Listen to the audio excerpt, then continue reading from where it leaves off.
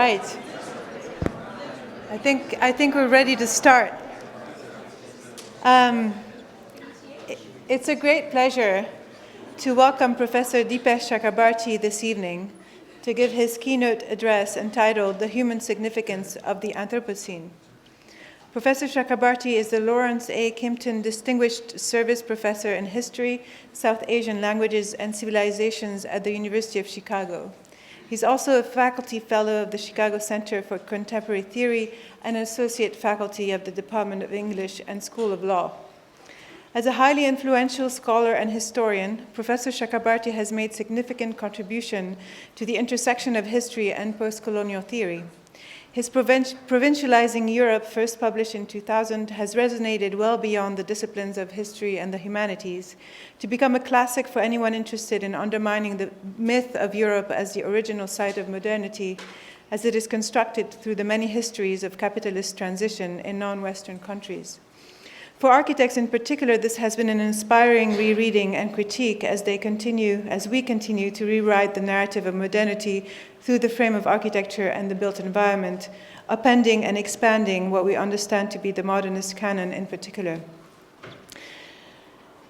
But he's here tonight especially as a result of his important contribution to the rethinking of history in light of the idea of the Anthropocene, an idea that, quote, invites us to contemplate the difficult task of including in our political thinking factors that operate on scales of geological and evolutionary histories. In his widely circulated article in Critical Inquiry, The Climate History 4 Thesis, Chakrabarty proposes that the emergence of humanity as a geological agent with the capacity to transform and destroy its own conditions of existence undermines a distinction between human and natural histories. In a more recent article entitled The Human Agency in the Anthropocene, published in Perspectives on History in 2012, Chakrabarty reflects on the difficulties of holding difference and specificity together with our sense as a collectively endangered species. He notes climate change at least poses the question of one human history, even if we are not politically one. It is precisely because we are not politically one that histories of intrahuman injustice will remain relevant and necessary. But we will probably have to think of them in the much larger context of the history of life, how Earth history connects to it, and where humans figure in it overall. This evening, I know Professor Chakrabarty will be weaving the day in various ways as well. Professor Chakrabarty holds a Bachelor of Science degree from Presidency College at the University of Calcutta, a postgraduate diploma in management from the Indian Institute of Management, also in Calcutta, and a PhD in history from the Australian National University. His publications include The Calling of History, Sir Jaduna Sarkar and His Empire of Truth, Rethinking Working Class History in Bengal, 1890-1940, Provincializing Europe, Postcolonial Thought and Historical Difference, and Habitations of Modernity, Essays in the Wake of Subaltern Studies. He has also co-edited Subaltern Studies, Cosmopolitanism, From the Colonial to the Postcolonial India and Pakistan in Transition, and The Public Life of History as a special issue of Public Culture. Chakrabarty is a founding member of the editorial collective Subaltern Studies, a consulting editor in Critical Inquiry, and a founding editor of Postcolonial Studies.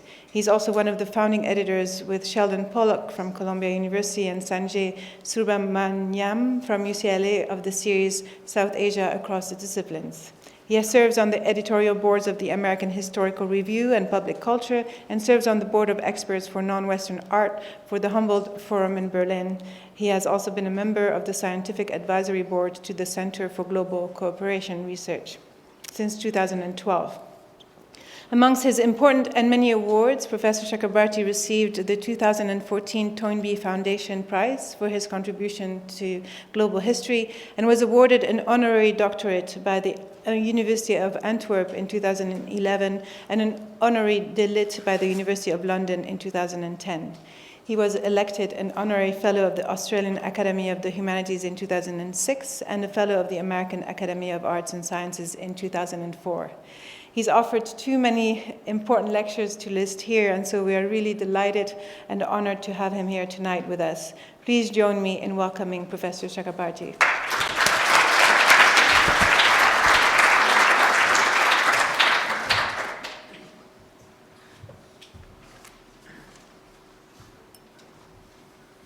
Thank you, Amalia, for that very warm introduction. I was very impressed by everything that was said through the day, and I'm even more impressed by the stamina of this audience. I don't think I would have lasted this long. But fortunately, I don't have a set lecture. The reason I don't have a set lecture is I actually told Amalia that I wanted to sit through a conference organized by architects and listen and learn from them as to how they were coming into the question of climate change. And of course, the day was not simply about architects. There are many other interesting contributors. And needless to say, there was a tremendous amount to learn. And some of what I say hopefully I will connect, and maybe maybe that which doesn't connect will at least be acceptable to you as a counter gift, though in terms of the logic of the gift, I should have delayed it. But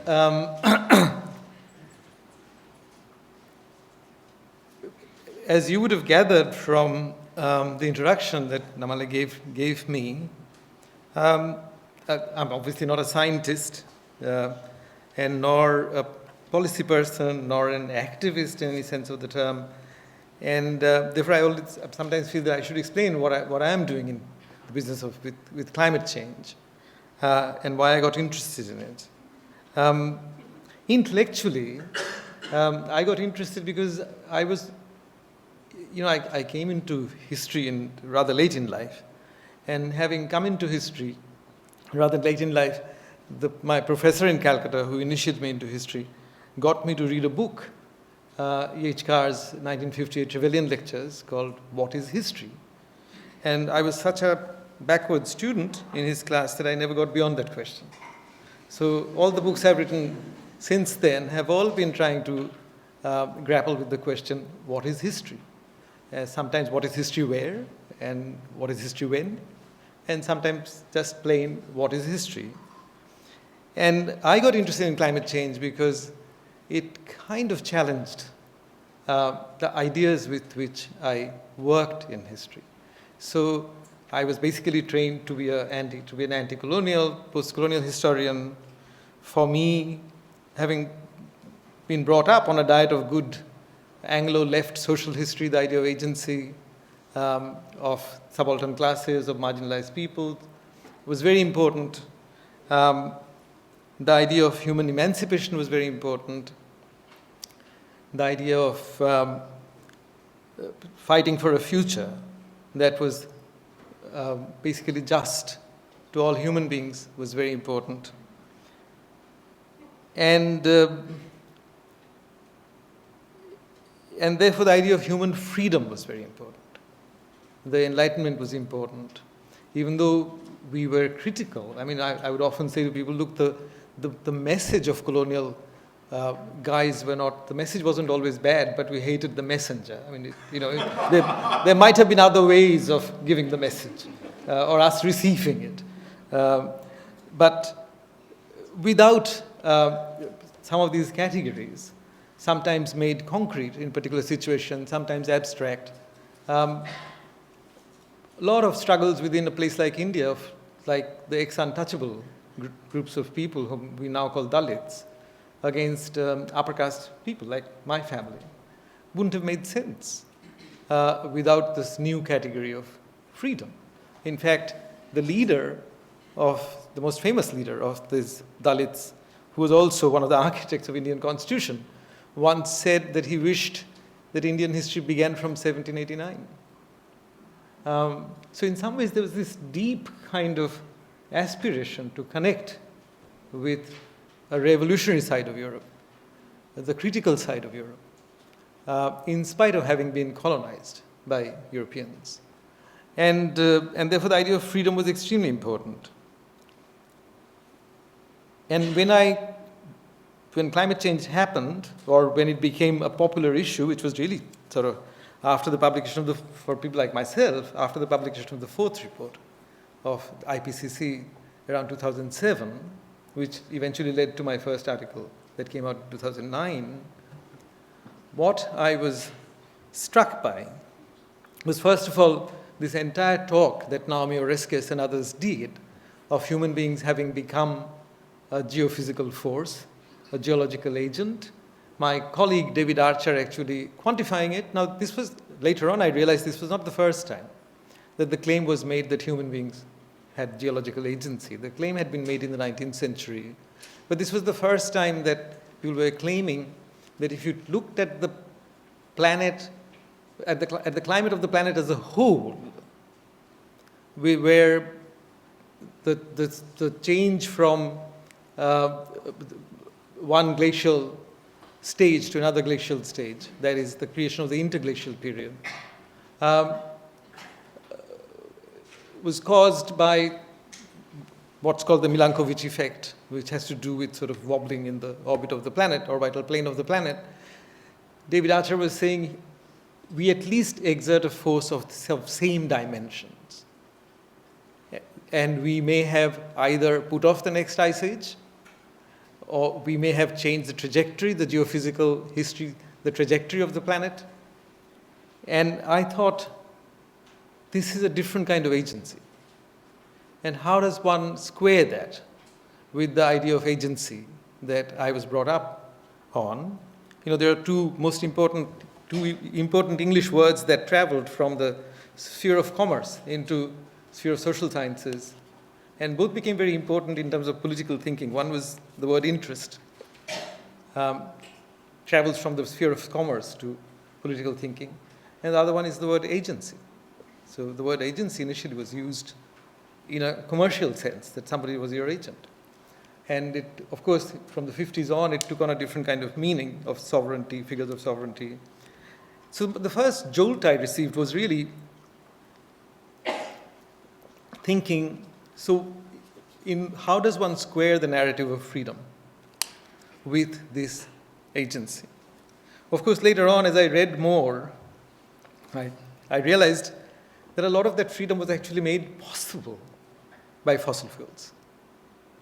And this is a point that some others have made. The fact that we can now build huge big buildings, pyramid-like structures, or a Taj Mahal, without enlisting forced labor, bonded labor, slave labor, is because we have access to cheap, plentiful energy that we can mobilize to build these things. And and Tim Mitchell's work later on carbon democracy, his particularly the first article, which will also make a similar connection between democracy and a carbonized economy, was fascinating in thinking, created a new kind of dialectic in my head in thinking about the theme of freedom. That the theme of freedom, on the one hand, this idea of freedom may have been made possible. Amartya Sen's idea of development as freedom may have been made possible by the fact that human beings for the last 200 years have had access to cheap and plentiful energy. And that's why whenever I read about renewables, there's always a debate going on whether or not renewables in the foreseeable future can become as cheap and as plentiful as fossil fuel energy.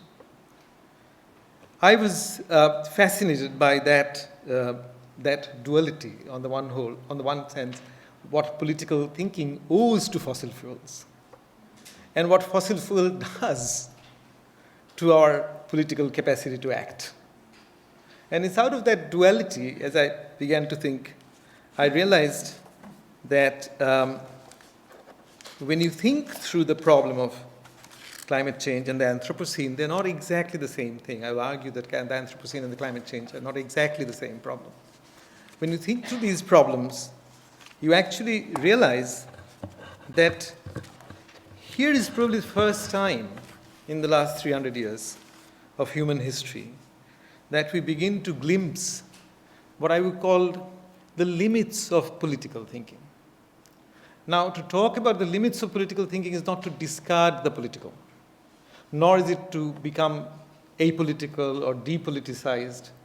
To talk about the limits of something is to say what's beyond it, but something having a beyond doesn't mean that it doesn't exist.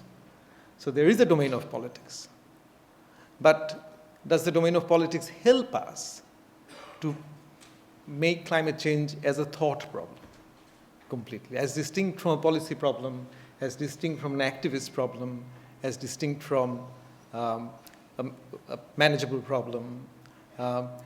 Those are, of course, ways of defining it so that it can be an activist problem, so that it can be a policy person's problem.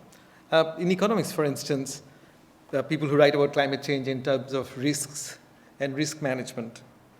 There's an economist, Professor Weitzman in Harvard. I mean, he's the only economist who actually makes it very clear in his writings that good advice can be given only when the risks are low. If the risks are catastrophic, you can't give good advice. And therefore, people who make a living and reputation and fame giving advice are somehow invested in risks being low. So there's a peculiar bias in the risk literature when economics deal with it towards, one would say, underestimation of risk, or towards not acknowledging, as Weitzman says, that there could be risks for which they have no advice. In particular, one essay where he says, if it is true that climate really faces us with the possibility of a tipping point, if tipping point is real in geologists' thinking, in climate scientists' thinking, and if it is true that we don't have much to say about that situation, then so be it. We should acknowledge that there are limits to how far and for how long economists can give you good advice. But he's about the only economist whom I've read who actually comes close to saying this. So, therefore, I think at least minimally, I can make a separation between two approaches to climate change. One is, the approach actually bears some goodness, since I think of myself as a humanist historian rather than a social scientist historian. I think of myself more as a humanities person rather than a social science person. There's some good news in the climate story for humanities people, which is that, for humanities scholars, which is that the reason why we are all concerned, not just as academics, but in our citizenly selves, with the problem of climate change is because there's an adjective that the IPCC put before the expression climate change to qualify it, and that adjective is dangerous. So everywhere it's said that if the average surface temperature goes up above 2 degrees Celsius, we get into dangerous climate change. And as my historian friend Julia Thomas explained, I think beautifully in an article published last year in American Historical Review, dangerous cannot be a scientific category. Dangerous entails values. It's dangerous to what we value. Some climate scientist, Tim Flannery, for instance, would say it poses danger to civilization as we know it. Now, I can always put on my humanities hat and immediately go into a big battle about the word civilization. There's blood written all over it. And people have been bloodied using the word, recent times, civilization. But the interesting thing is that from the very beginning, to define it as a crisis, there's a role for thinking about values, what we value, what we keep, what's threatened. It is climate change as a geophysical phenomenon is science. But dangerous climate change cannot just be simple science. And that's why it's everybody's concern, or at least the signal is that it's everybody's concern. So when you come to this question of dangerous climate change, there are ways of thinking about it which makes it into a problem you can address through policy, through certain kind of moral philosophy. And that is when you see climate change basically as a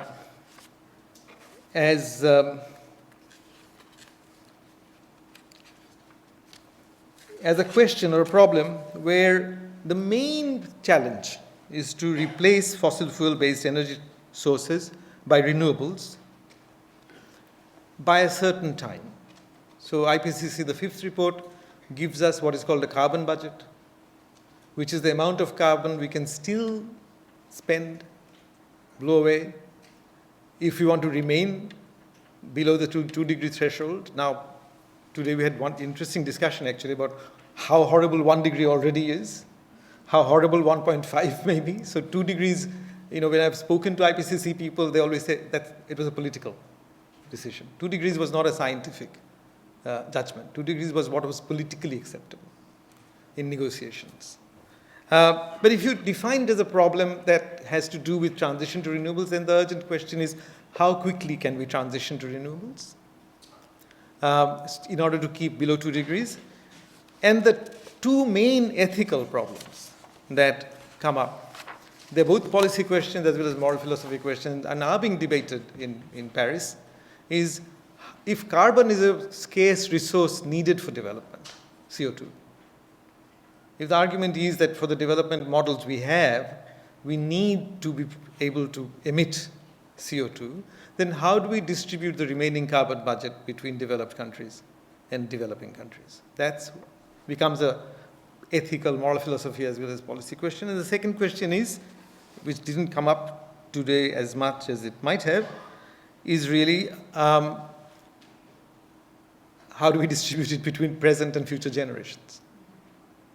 That's the other, and on which Stephen Gardner has a wonderful, if despairing book called The Perfect Moral Storm, looking at that second question of intergenerational ethics, particularly when the unborn are not even present to make their claims, to press their claims. So now within this agreement, there can be all kinds of disagreement. So nested within these are all sorts of visions. Some people think all we need to do is to move over to renewables and everything remains the same. We carry on. Some people think we move over to renewables, other people become rich, and we all live in a Edenic consumerist paradise. Some people think of degrowth, that yes, somehow we can manage to shrink our economies, whatever, kind of a retreat or however you want to talk about it, that we scale things back. Some people think it's clear that it's capitalism that has brought us to this disaster, but we need to transition to a non-renewable and then in the process create the basis for a non-capitalist economy that will help eventually 9 to 11 billion people on the planet survive. So there are all those disagreements, but there's this broad agreement. But within that, climate change becomes a problem mainly of emissions of greenhouse gases, and the policy question is how do you address it and how do you address its ethical sides.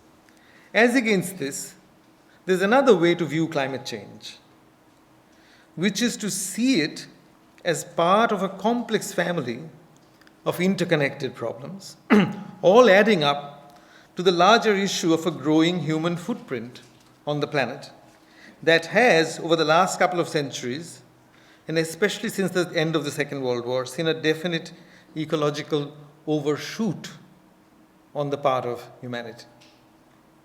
And maybe I'll just, now,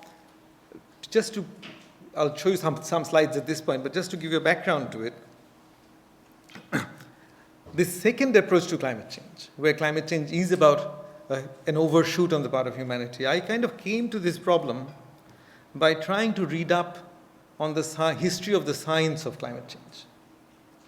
And I realized that the scientific consensus on global warming that Naomi Oreskes said has held for 50 years, that science, so I'm not going back to sort of, the 1890s, Fourier, and all that sort of the discovery of, CO2 and its relationship to global warming.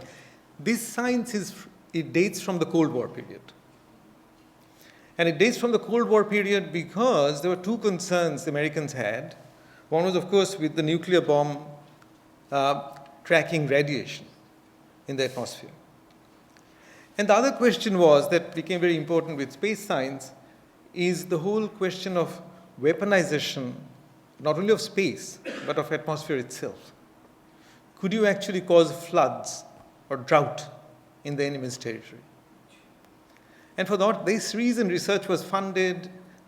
There was a committee that advised the president, and it was in one of those meetings of that committee that Roger Rebel and his colleague, an oceanographer and an earth scientist, in 1957, for the first time said that human beings are conducting a gigantic planetary experiment by extracting from the earth fossil fuel that had been built over hundreds of millions of years, and spending it so fast. But in 57, they said, it's an experiment, we don't know what the results will be. And of course, from that, gradually, of course, you've already heard, I think somebody mentioned Jim Hansen's evidence that he gave to the Congress in 1980s. But what created the climate problem, like why does a planet have atmosphere? Why does a planet need climate? That came out of NASA, where, of course, Carl Sagan and his wife led a particular unit, which James Lovelock, the famous Gaia man, was a visitor to for a couple of years in the mid-1960s. And it was in their conversations, because they were thinking of settling people on Mars, both as a space colonization program as well as a military program. Because the whole idea was that Cold War will take warfare into space. The space was going to get militarized. And this question came up as to how to create atmosphere on Mars that human beings could breathe. And there's a fascinating moment in one of Lovelock's books where he tells a story of writing a novel with a friend, imagining people inhabiting Mars. And he says his novelist friend was immediately, in his mind's eye, Manhattanizing Mars. You know, imagining huge, tall Empire State Buildings, maybe retrofitted, going up. When Lovelock said to him, don't worry, first make it inhabitable for bacteria. If it becomes inhabitable for obviously he had in his mind the cyanobacteria story, what is called the great oxygenation event. I mean, you realize that oxygen was produced as part of the atmosphere of the planet as a poison. It killed the non-aerobic forms of life, or they went underground. But this actually then became this larger question as to why this was the only planet in our solar system that was friendly to life, and particularly to complex life, for about 600 million years consistently, though including what geologists call 5 close shaves, the 5 great extinctions, which is why Jan Zalasiewicz and Mark Williams, two geologists, and Jan Zalasiewicz is the person who heads up the subcommittee of the International Commission on Stratigraphy that is working on developing a series of proposals with evidence to make the name Anthropocene official. They wrote a book called The Goldilocks Planet, that this was the only planet which could be friendly to life for a long time. And so the question of life and the question of interplanetary comparison was absolutely original to the origin of climate science. Climate science did not come from environmental studies. I mean, sometimes, environmental studies has caught up with climate science. For climate science, the main problem was not what man does to environment. The question was, how does man get a living planet? Because we come pretty late in the story of life. And therefore, for them, life as such was a problem. So, when we talk, politically, when we talk about life, and there's an Italian philosopher with a name that sounds very Gujarati, Agamben, who's not a Ben, she's a bhai, but he's a male person. Ben is normally what you add to a Gujarati name to indicate sisterhood. But he's very popular. And everybody reads him when it comes to life. And of course, people go back to Foucault and biopolitics. And there's a lot of people don't necessarily accept this distinction, but you will see that Agamben, following Arendt, reads an Aristotelian distinction, which he maintains, which many Aristotle scholars don't maintain, but he maintains a distinction between what he calls bios, which is life in the city, good life, and zoe, which is ordinary reproductive life, not just human life. And what I discovered was that the question original to the development of climate science was the question of zoe, not of bios. that is, of natural distribution of ordinary reproductive life. How did that happen? And that was the question that was animating a lot of this science. And so if you look at, maybe I can turn on the slides. Now, how does this work? This is difficult. So I do this one? Yeah. Okay. So just to quickly, I mean, these pictures have been, I think, maybe we didn't see Earthrise, but we saw the other one.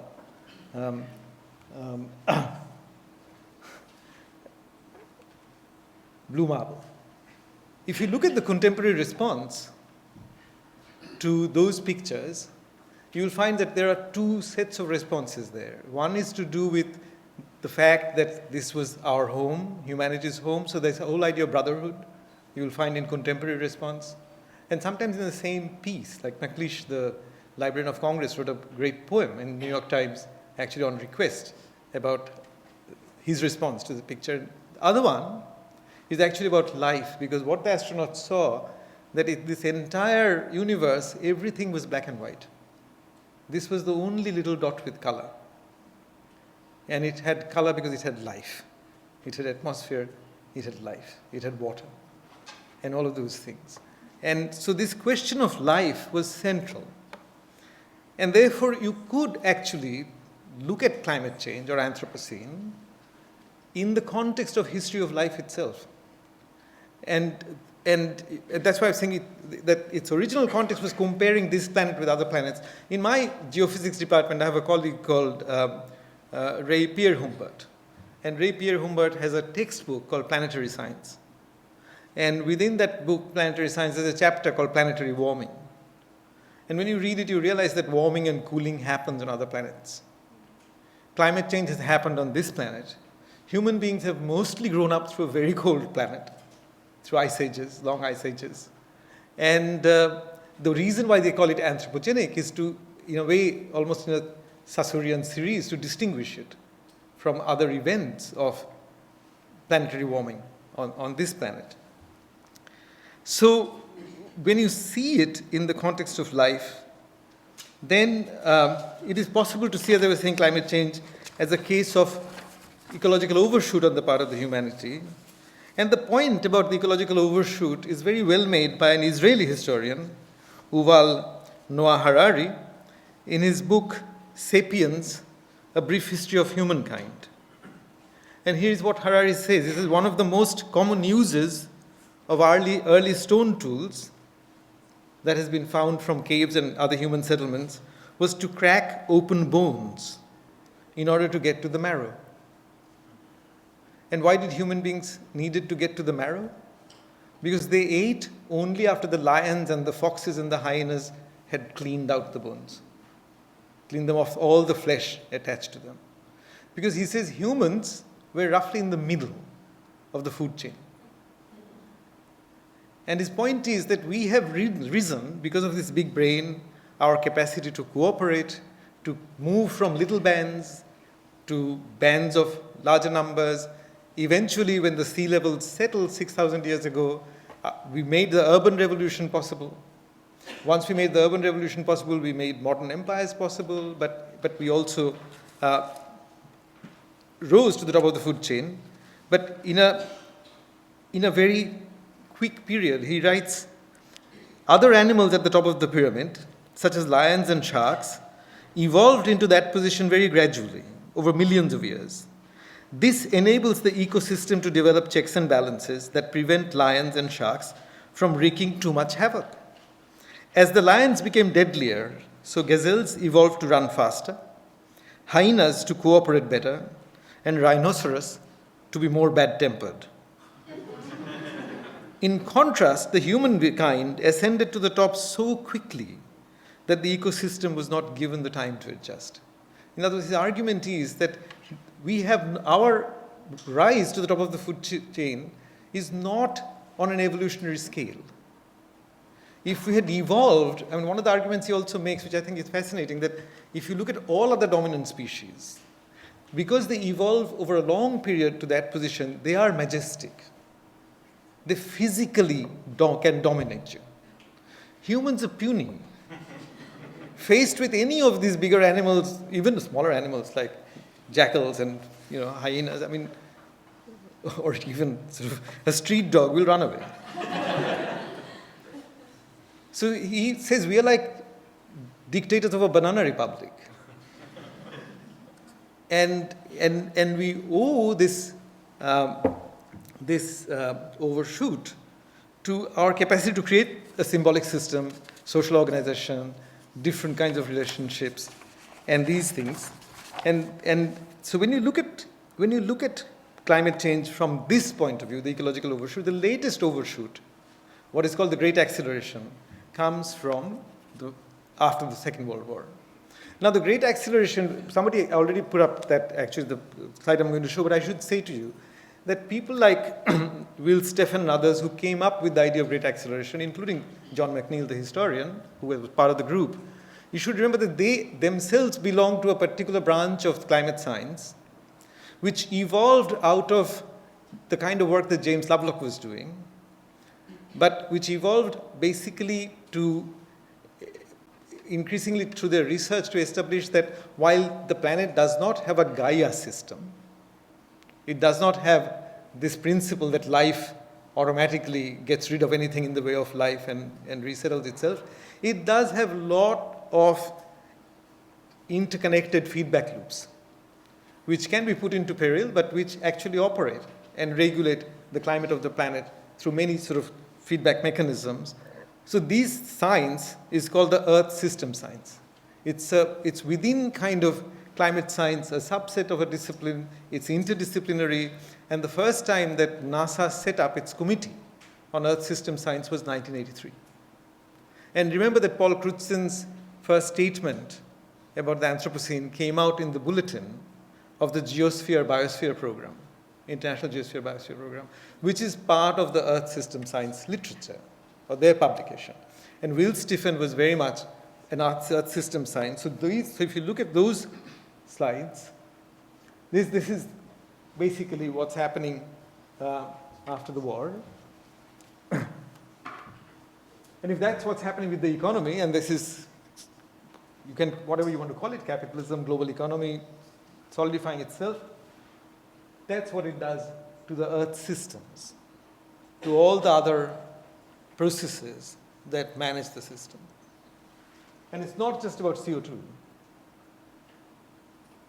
And when you look closely to humans,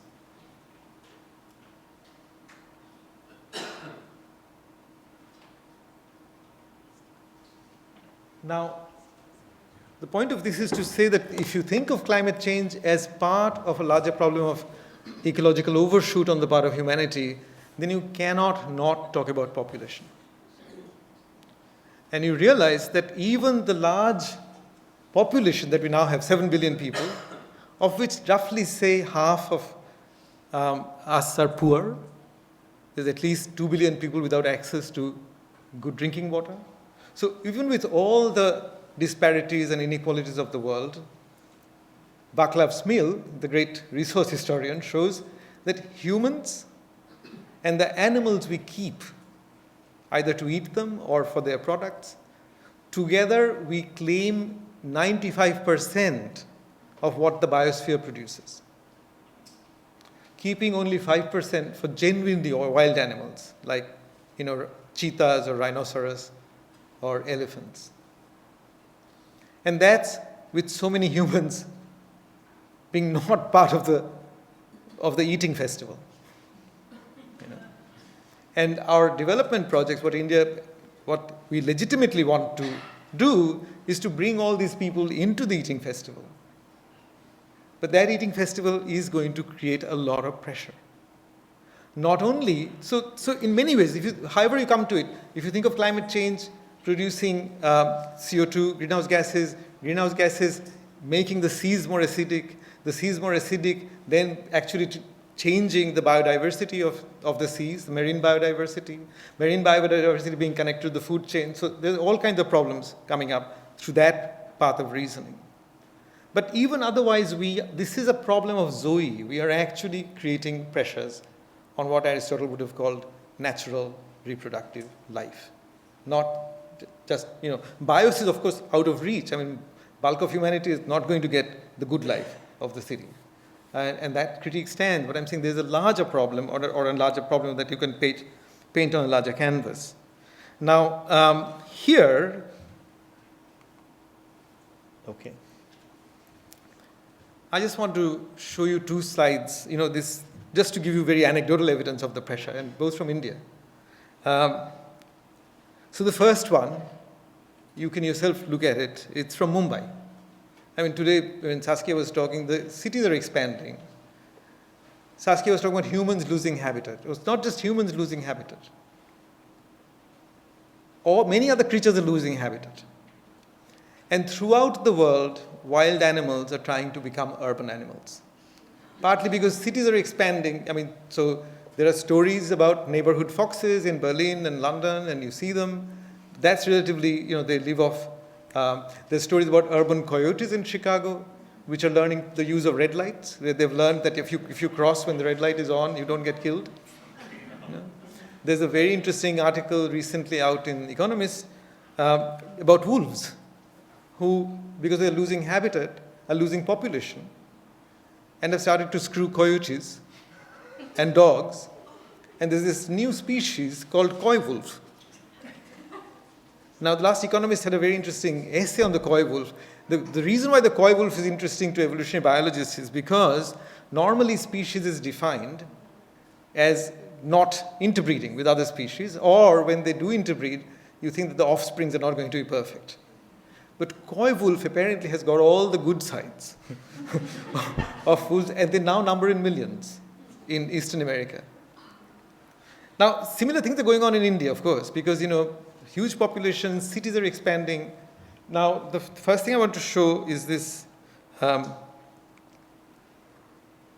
this is in Mumbai, and a leopard looking for food. This is taken, the photo is taken by the CCTV camera in the foyer of the building. So it's obviously an expensive, rich people's building with the CCTV camera fixed. And now, how do I want to get this, can I?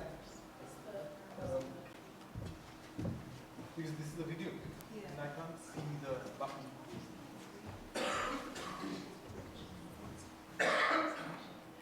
Oh, thank you. Yeah, just press the button. Thanks. So here is the leopard coming into the building.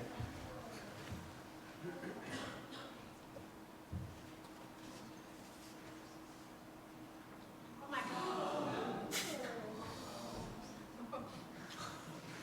Can we watch it again? It's quite interesting.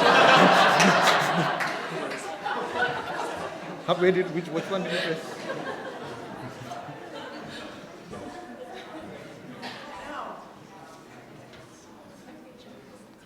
It's an incredible. It's an amazing.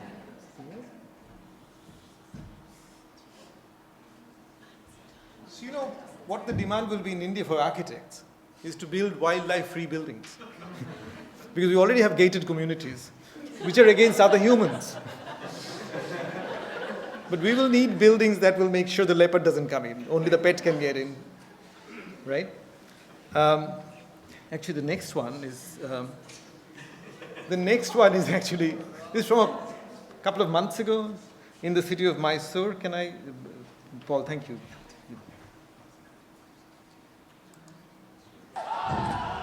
Two elephants in the city, wild elephants. Dramatic visuals of an elephant running amok in the city of Mysore. And the consequences were tragic. One man was trampled and gored to death. A cow was also killed. Vehicles were damaged as the panicked and confused animal tried to avoid the crowd that had gathered around it. The young male elephant was finally tranquilized by officials from the forest department. Its companion, the second elephant that had wandered into Mysore from nearby forests, took much longer to tranquilize and capture. Domesticated elephants were brought in to help in the operation.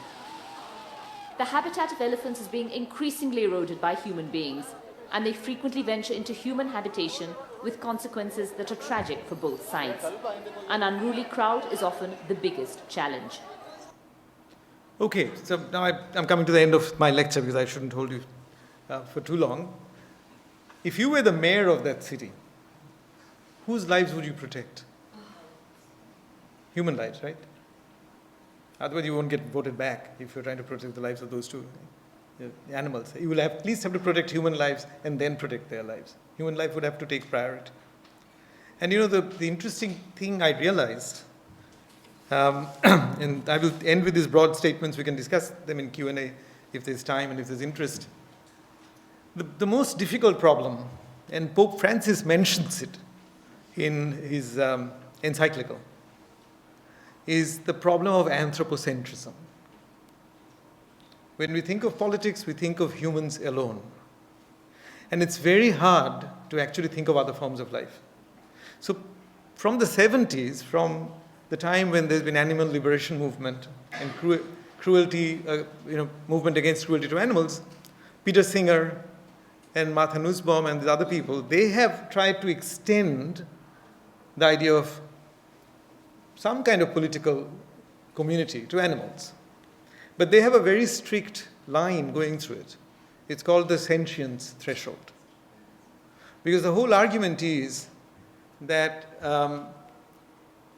the animal must have a capacity to experience some sort of fear of the cruelty.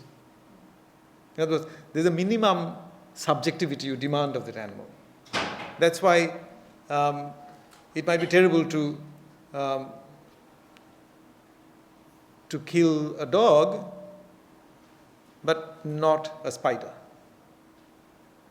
Or as Peter Singer has a famous statement in the book on animal liberation, where he says, if a tree doesn't feel its felling, why should I be bothered? Now, so there's a very interesting problem. The problem is this, and I'll end with this. Again, I'm taking a step back.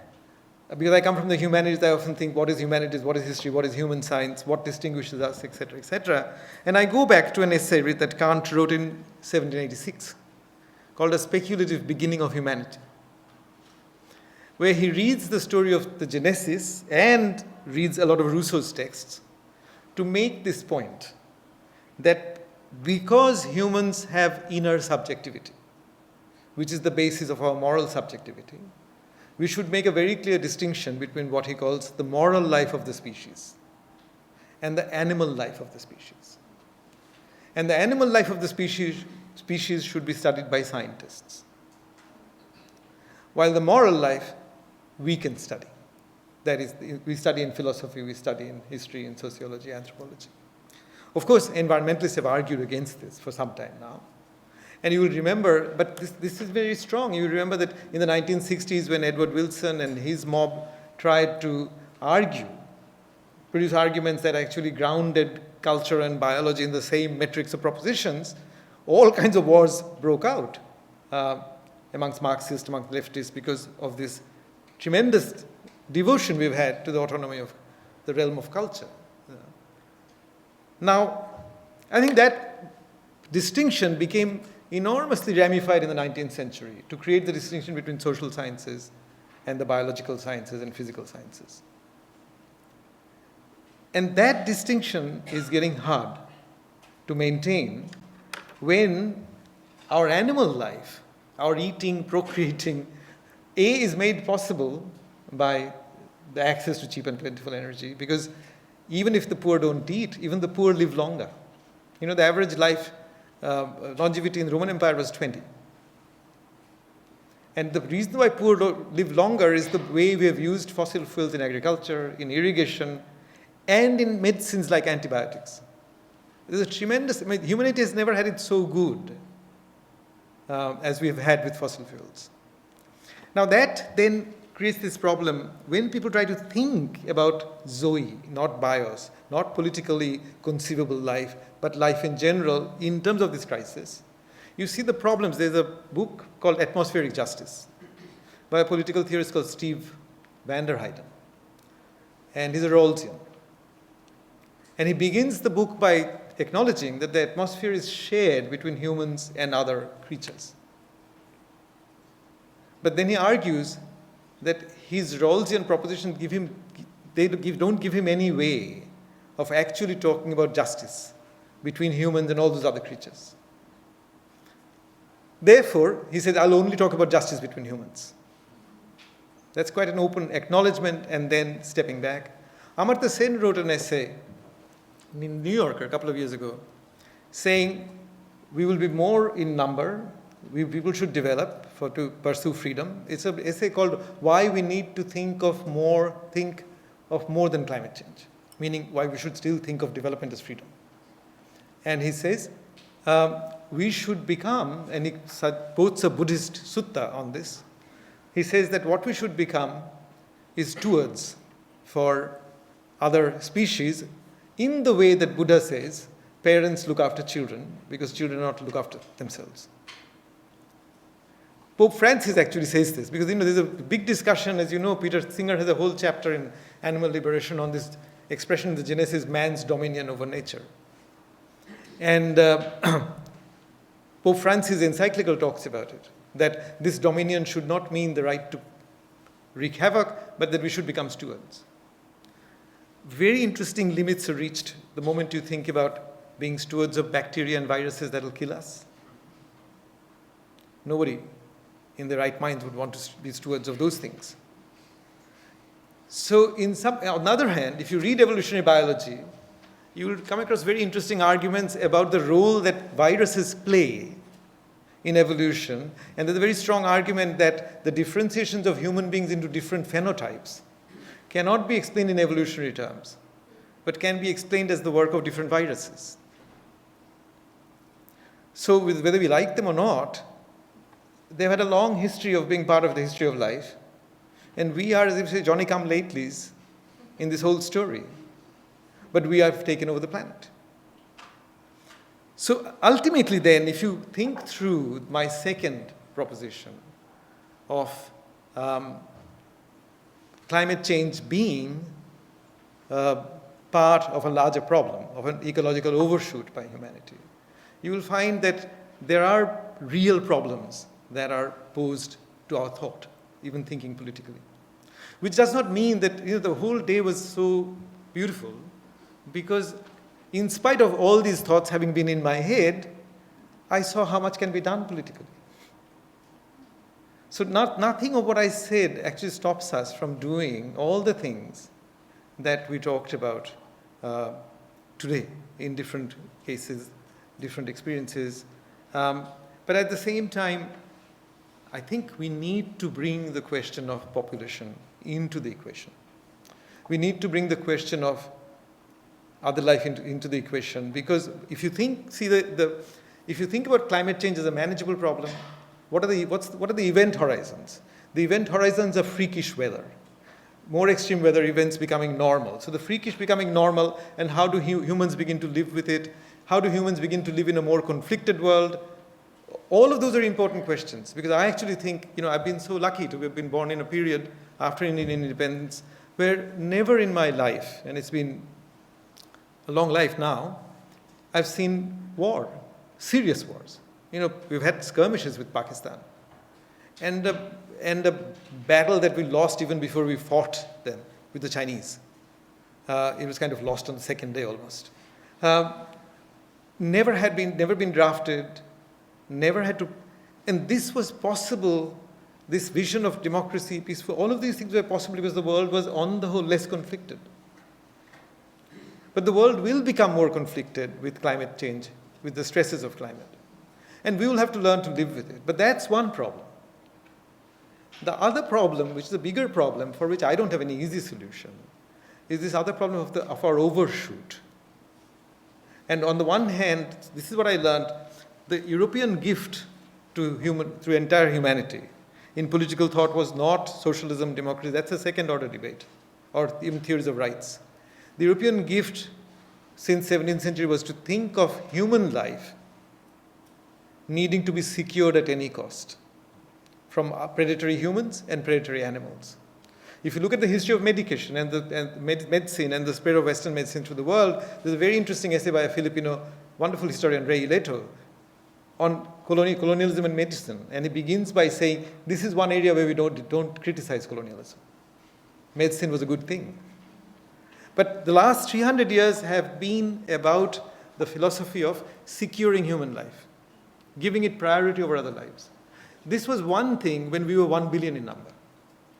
It has completely different implications when we are 10 billion in number or 11 billion in number. Now that's a problem we're going to face. We have to negotiate it. I don't think there's a prioritized solution that I can give to you. Thank you very much for your patience and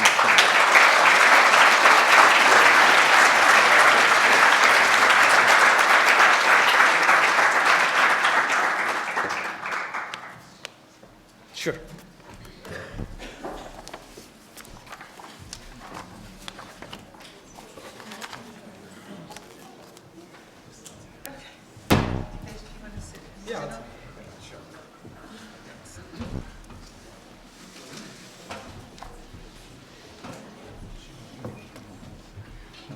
Thank you. I'm here to discuss it, turns out. I'm here to discuss it. Oh, you might discuss it. I just learned that myself. Sure. Okay. Yeah. Well, thank you, Dipesh. That was wonderful. I think here we like to always ask, what is architecture?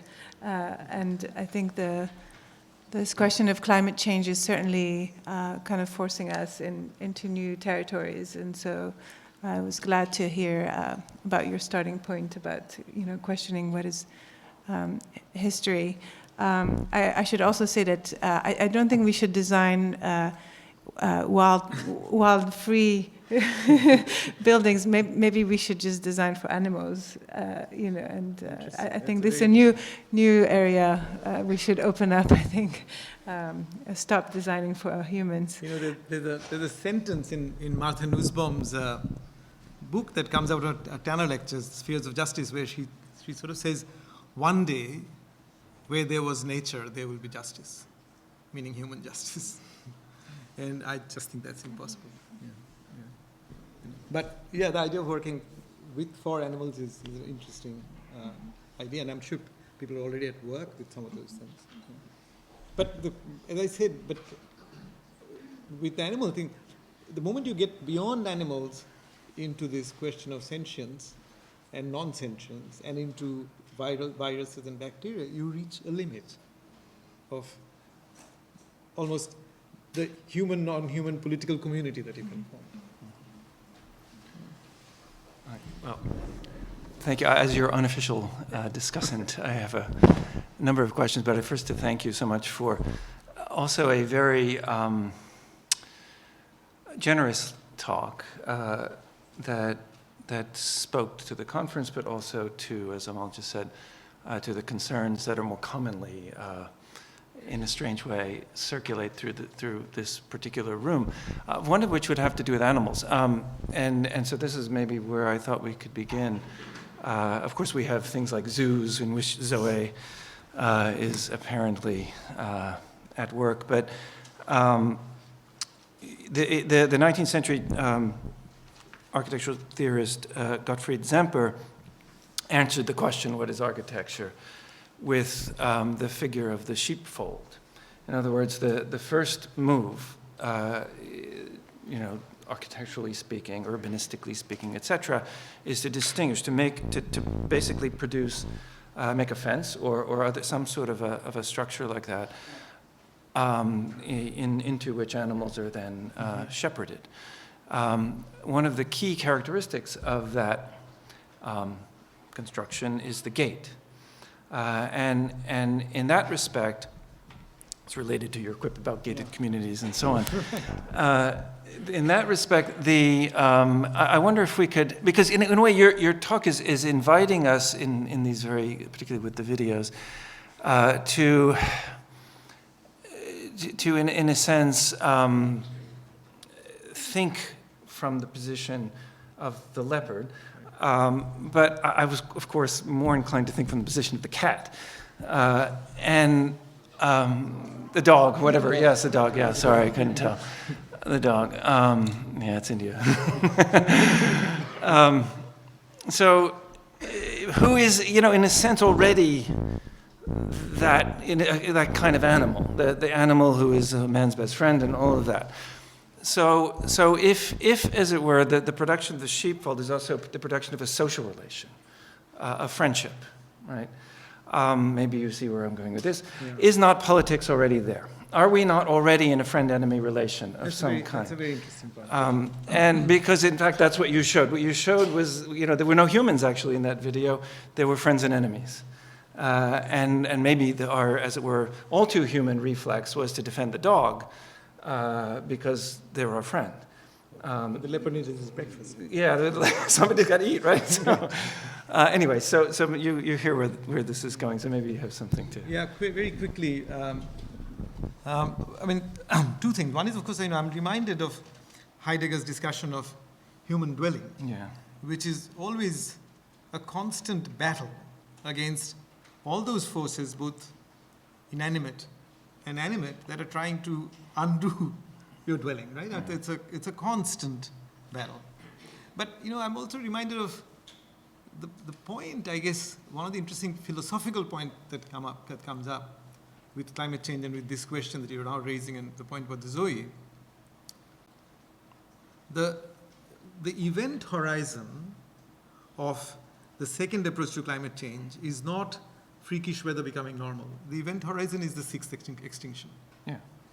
And in fact, my geologist friend tell me that if the sixth extinction happens in 200-300 years' time, and mind you, there was a paper published in Science Advances by a Mexican scientist along with Paul Ehrlich and others, and it's a very non-alarmist paper, but they actually argue that the second extinction is already underway, which is a new argument. But if it happens, then my geologist friends tell me that the low-order classification of the epoch Anthropocene would actually have to revised upwards. In other words, Anthropocene wouldn't do.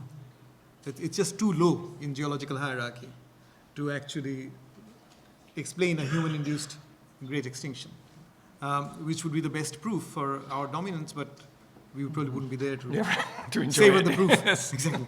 But the thing is, from this perspective, what Scranton does in his beautiful little book called Dying in the Anthropocene, I don't know if you've seen it. Yeah. It's out of that first article he wrote, and he was a private in Iraq, but he's also a humanities scholar. What he argued, it sort of ties up with my point about this primacy given to human life in the last 300 years quite well, because he actually says that philosophically the Anthropocene, that is the second approach, is an invitation to think more about death,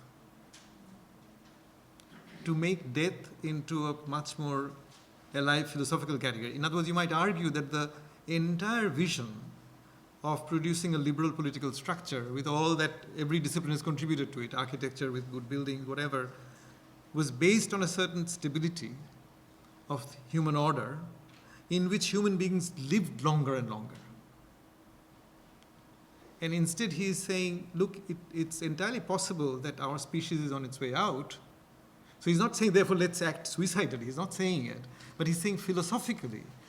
So what he does, he goes back to all the thinkers, human thinkers from periods when human longevity was not ensured.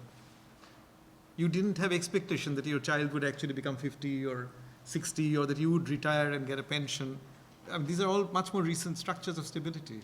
So therefore, he goes back to many philosophers in the European tradition for whom death was a constant object of thinking. And I was very moved by the chapter, and I thought, in effect, this is the other side of the history I'm giving you in a very dotted line, which is that it's mostly the European states that first developed this awareness that human life has to be secured. And then all nationalizing parties accepted it as the sign of modernity. So whether you're socialist, whether you're democratic, whatever, the basic job of the state and its agencies is to ensure human life. And the idea of human rights, it has built into that, therefore capacity development, all of those things. And in some ways, the second approach is really challenging the philosophical propositions that underpin this approach, and is asking us to take death more seriously as a philosophical object. To add to this, the vis-a-vis the claim you began with, what I was kind of hinting at, about the sort of, in a sense, suspension of political categories with these kinds of questions and these kinds of phenomena. What I meant to, in a sense, point to with the sheepfold was possibly the question, what do we mean by, what is history? Okay, but what is politics in this situation? Because the political models you're referring to are mostly liberal, Things I value. Honestly, I don't value the friend-enemy politics. Yeah, that's what I was asking, because but you did do the Agamben, so that's why I'm wondering Sure. about. I wanted to kind of draw that out a little bit, and we could discuss. If I have to see a world conflicted by climate change, having grown up in a world not so conflicted, Right. I'll be nostalgic about this period. There's no question. I love the peace that fossil fuels have given us. I love the structures that fossil fuels have given us. I can see the problems with it, but I will not go into the friend-enemy definition of politics happily, but I'll have to accept it. Yeah. And in fact, that's what, in a way, again, Scranton's point goes back to that. You see, so Heidegger's idea of being towards death and resoluteness, which, I don't know, connected to authoritarian personality, and which I always rejected as a defense of Nazism. Yeah. What he's saying, in effect, is think of a world in which death takes a very important part in your life. I think of people who lived in India as nobility under the Mughals. You didn't rise up the hierarchy of the Mughal order unless you wielded the sword for the emperor. Yeah. So people were always living with the knowledge that the next battle they might be killed. Yeah. So imagining this kind of a world in which you live and kind of adjusting your philosophy accordingly is what he's talking about. It's not a world I desire, but it's a world I see coming. Yeah, of course. Yeah. But, what's interesting, though, is that, two things. One is, you mentioned population. For most of the population, though, life is not insured. But longevity has gone up. Longevity, that's right. But it's less insured. It's less insured. But it's more insured than it used to. The idea, the kind of evacuation of death is a kind of very... Okay, can I come back? Yeah. So quickly to say, today's discussion about climate as a factor in the Syrian problem, they actually are showing that life is becoming less insured even for the middle-class Syrian population, who assume that life was more insured, right? All I was saying is that in the last 200 years, in the last 100 years, if you look at the Indian history, India was full of famines until the end of the 19th century, and even in 43, we had a huge famine. We haven't seen a famine. We haven't seen wars. We haven't seen famines. And these are things that we have welcomed in our lives, right? So, and even the poor in that sense, there is statistics about how many Indians die of hunger, and it's a horrendous statistic. But overall, when you look at the longevity, it's gone up partly because of the way we've been able to make use of fossil fuel in irrigation, in agriculture, in medicine.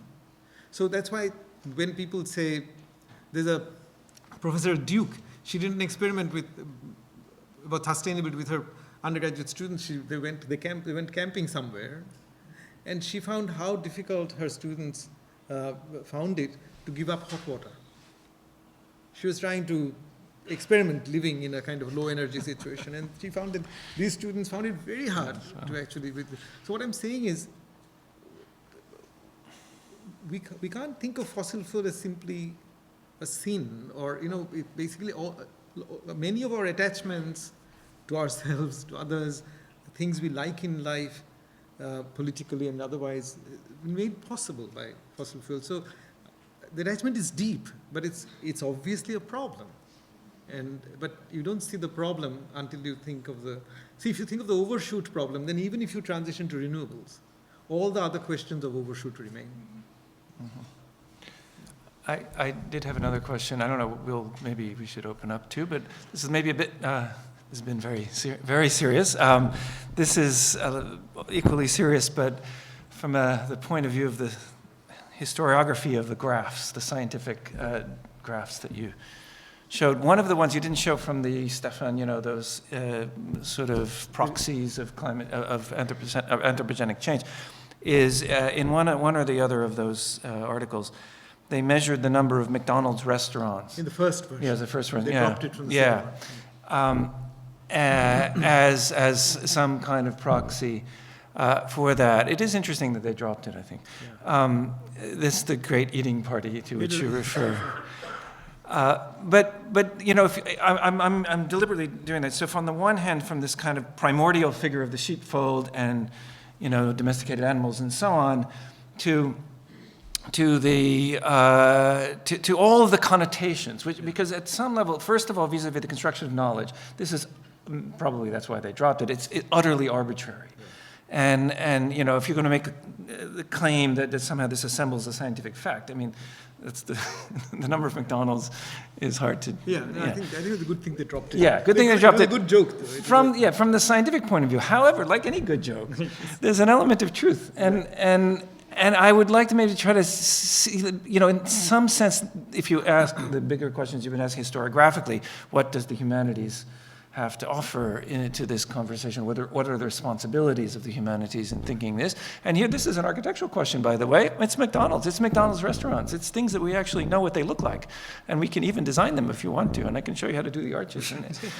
But so what, let's say we took that seriously, right? No, I think if you took it seriously, yeah. and I took it seriously because, in India now, the kids are both getting diabetes and becoming obese, rich kids, because of McDonald's and other kind of developments, consumerist developments. And that's why, when we think of capital as an ecological regime, we should allow for the human desire to consume, at least in the present moment. I'm not saying it's an innate that God put it there from the beginning, no, but at least presently. So within India, the pride with which people use their cell phone and smartphones, which uses rare earth materials, right, with its own history. When the climate thing broke, an Indian friend of mine, a fairly well-known historian, said to me, "This is typical. Just when it's our turn to consume, they come up with this thing." So we were just getting ready to consume. And when India says, "I'm not going to make any promises about reducing our emissions," it's really, they say growth, but it's really their turn to consume. Yeah. And they don't want to give it up. But I think that needs to be brought into our conversation. But let me just say this, to go back to this sheep and herd question, I'm not, the climate change is a manageable problem, as a political problem, and climate change is part of an overshoot.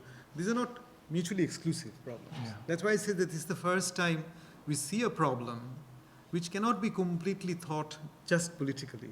Yeah. And sometimes when I make these points, people come and say to me, "You're depoliticizing something." Yeah. And I'm not depoliticizing what is politicizable. I'm talking about that which is not politicizable in that sense.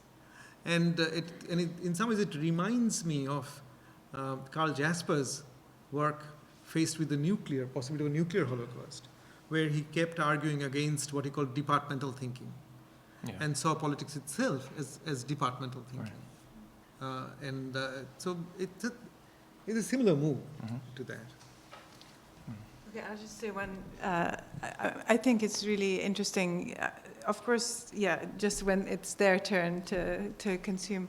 But in a way, maybe climate change is going to change us, right? I mean, we have choice, right? I mean, we can draw the line, right now. That's why the notion of scale for architects is really interesting. If you look at the scale of houses, everything has kind of scaled up to an excess. If you look at the scale of museums, if you look at everything, bodies,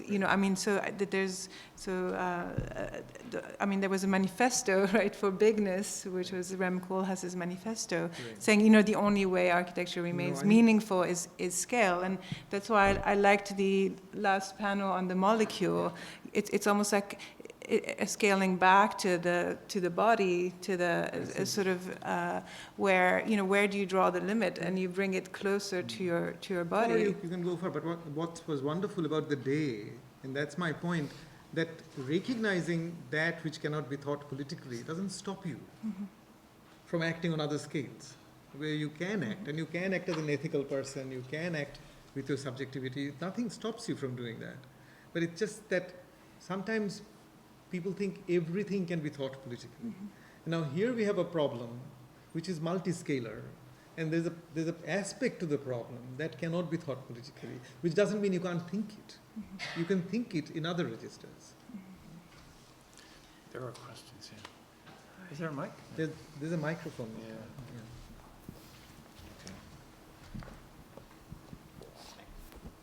First of all, thank you for a fantastic lecture, and I wanted to ask you to maybe think out loud for us about your conception of the notion of care. Notion of? Care. Care. And I ask that because you sort of left that, you left us with that at the end. And you left us with this great challenge, which is to care for the earth, which is a really big object to care for. And as someone that works on monuments, it knows how much energy we spend in, intellectual and renewable and non-renewable fossils on caring for very small objects. The challenge from an energy standpoint and from an intellectual standpoint of caring for the earth is enormous. Now, we've developed institutions to care for little objects, but we talked today about the global challenge. Now, you were the first one the whole day, and I was hoping for it, that mentioned religion as a notion of care. The other notions of care that we have heard of were mostly managerial notions, technocratic notions of care. And so I wanted you to maybe, from the humanities standpoint, play these out for us in your mind. Like, how do these reconcile with one another or not? Or are we on the verge of a new understanding of care? So thank you for the question. And I did mention the Pope's encyclical, but that's within a particular tradition, which I don't come from. Or I do, because with colonization, everybody became Christian. But there was Buddhism. But and there's also what one would call very ancient religions, older than the axial religions.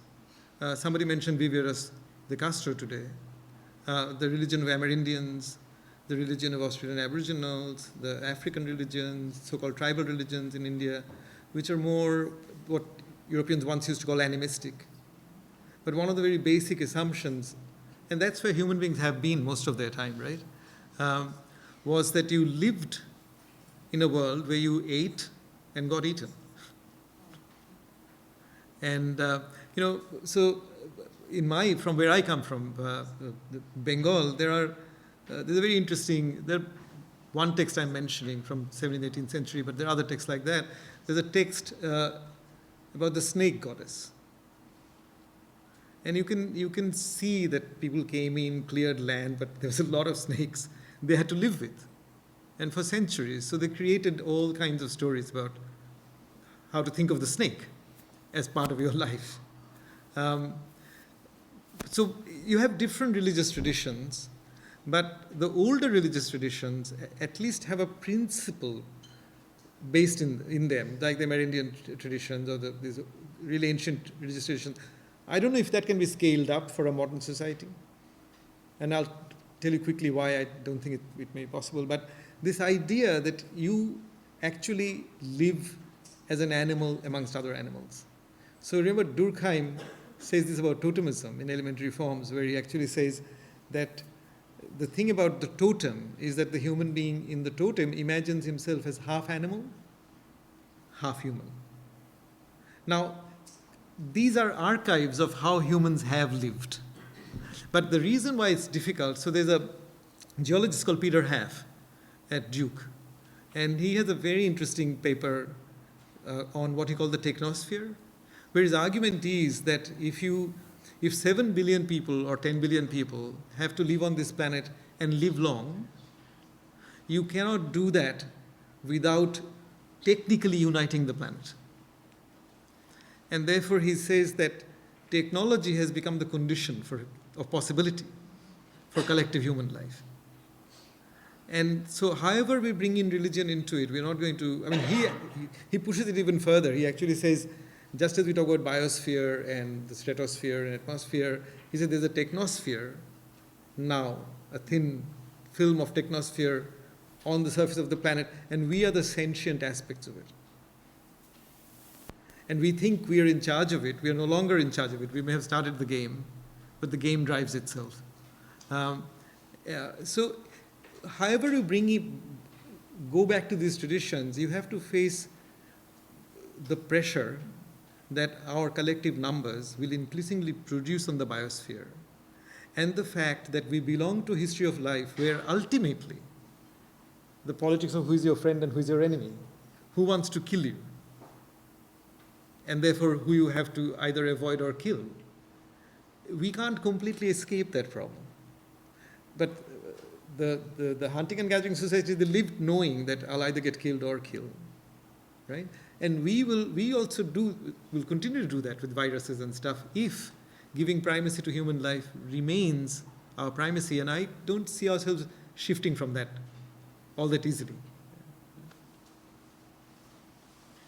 Who was first? I think here first, and then. Thank you for your talk. I was curious about your phrase, we need to learn to live with conflict. And specifically, I was curious about your thoughts about the recent events in Paris and COP21. It seemed that after COP15, the conclusion was we could not count on top-down responses to the situation. And now at COP21, we're seeing a bottling up of the bottom-up, which I've been trying to think of it in terms of Maxwell's demon. Like, where is the solution there? My own feeling is that, climate change is a problem that produces multiple calendars of action at local levels and at other levels. But there is also a global calendar. So when IPCC talks about carbon budget and gives you a timetable saying that if you exhaust the carbon budget by this period, then your chances of going over 2 degrees so much. So they give you scenarios. That is kind of creating a global calendar. And the meeting of 150 heads of government is actually about this global calendar. What do we do with the carbon budget? How do we distribute it? But on the other hand, and that global calendar is important because, for instance, if India, in order to achieve growth, and there's certain legitimate arguments in favor of growth, doesn't actually increases their emissions. Now that emission is going to add to total emissions. I mean, the atmosphere doesn't care about who is doing the emitting and for what reasons and for what moral reasons. The atmosphere responds to how much emissions it's getting. So it could affect all of us. So there is a kind of global concern. But at the same time, what I learned today, and this is the lesson I'm constantly, it's a multi-scalar problem. So there are many things one can do. That's why climate change is not in that sense an apocalyptic story that has to completely paralyze us. But on the other hand, if in the name of being proactive and agentive, I don't want to see certain other facts that I cannot think agentively. That for me is a difficulty. So for instance, whatever carbon we produce today will eventually get cleaned up if the present loops remain by the carbon cycle of the planet. But that happens on such a long scale that it's not actionable. It's not of any relevance to political action. Or for instance, there's a BP geologist, Brian Lovell, who has a very interesting book on climate change. And he begins the book by saying that we think of fossil fuel as non-renewable. But if you could live around for 300 million years, they're perfectly renewable. So it goes back to the question of scale, right? So I think there are two more. We've been told we have time for two more questions. Maybe we can put them together. Yes. Is that okay? Yeah. You know, to eat, to get eaten. So you say that anthropocentrification or human alone. We are talking about climate change, but we are in the architecture department, and if we look at, say, Burj Dubai, a mile-high tower, so that is because the advent of, say, elevator and Advent of lift, the technology of lift. And maybe we can beam up the Scotty, and then there is no highways needed, and then the open space for everybody. But I want to come to the other architectural challenge, which is plumbing. You know, the Chase, the water, the Chase Manhattan, and the banking and capital. So, defecation. Man is, you person is something which eats everything else. You know, a leopard will eat only meat, or a cow will eat only grass. But humanity eats everything that creeps and crawls or exists. You know, we eat everything and we defecate.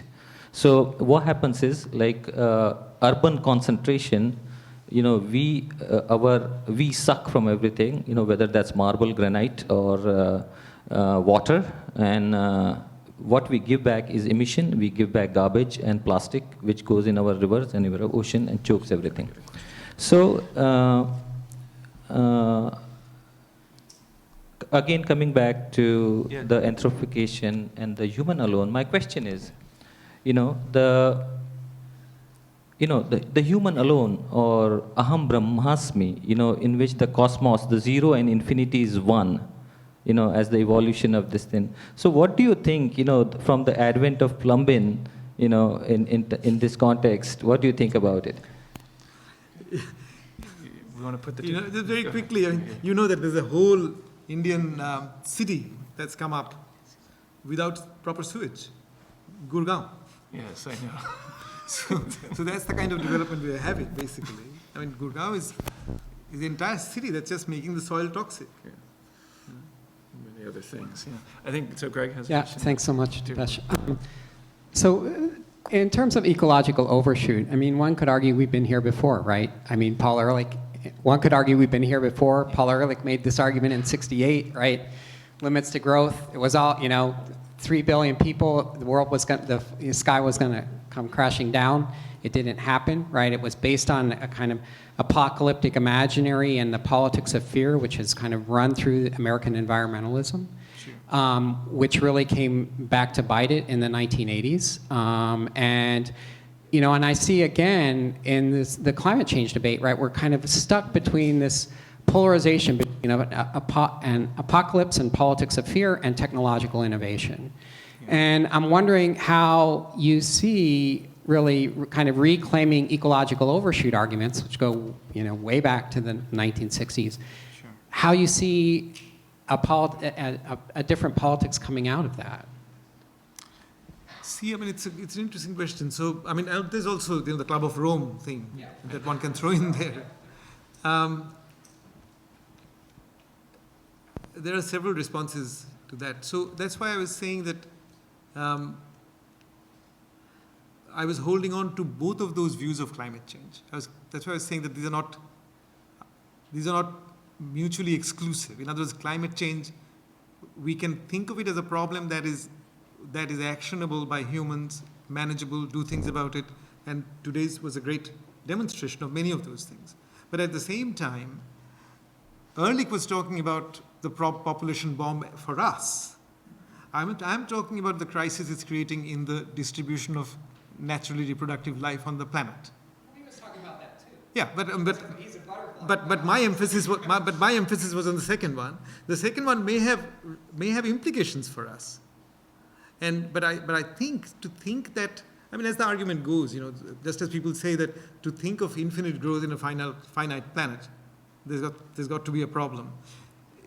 So similarly, I think that it is producing, I mean, this particular paper that Ehrlich and Caballes and this have published recently, I don't know if you've seen it in Science Advances, came out middle of this year.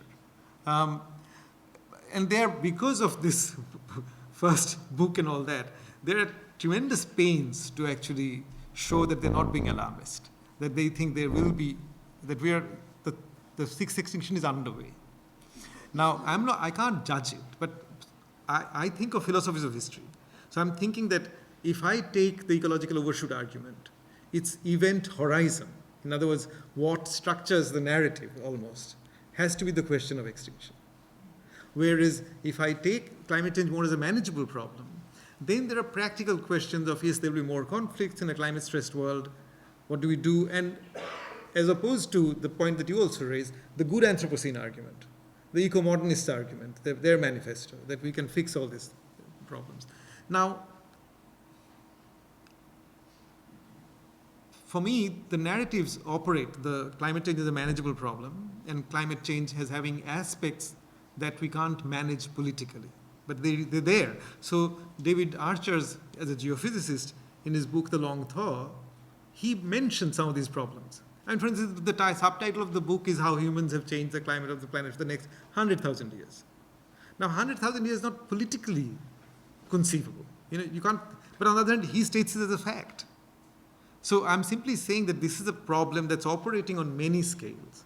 And on certain scales, we can think of it politically as something we act on. On many other scales, politics don't apply. And to acknowledge that is not to depoliticize the problem that you can actually politicize. Okay. Thank you. Thank you so you. much.